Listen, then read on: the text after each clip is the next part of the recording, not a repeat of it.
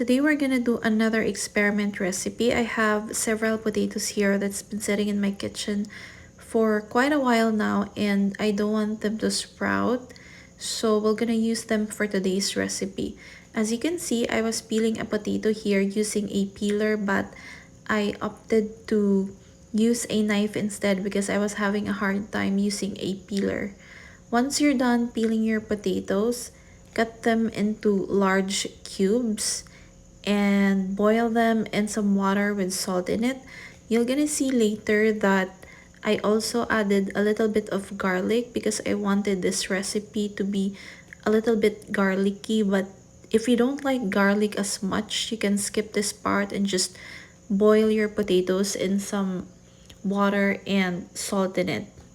Usually, I boil the potatoes until they are fork tender. That would usually take 15 to 20 minutes.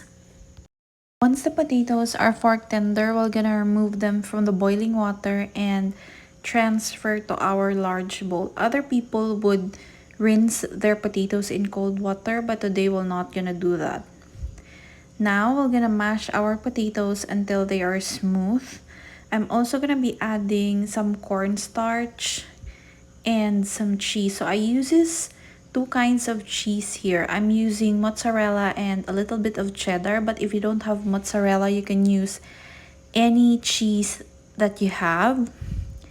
And we're also gonna add 1 egg, a little bit of basil because I don't have parsley, but if you have parsley, you can add parsley. Also, I added a little bit of chicken powder, but if you don't have that, you can just add salt. Mix all the components together to make sure that everything is well incorporated, and then after that we're gonna proceed with the kneading of our dough. So I have here a silicone mat that I lightly dusted with flour.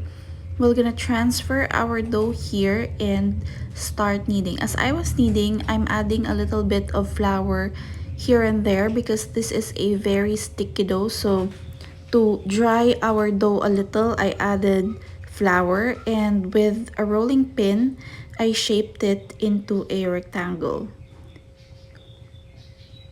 And with a sharp knife, I cut the dough into strips, and while doing that, I also heat some oil in a pot.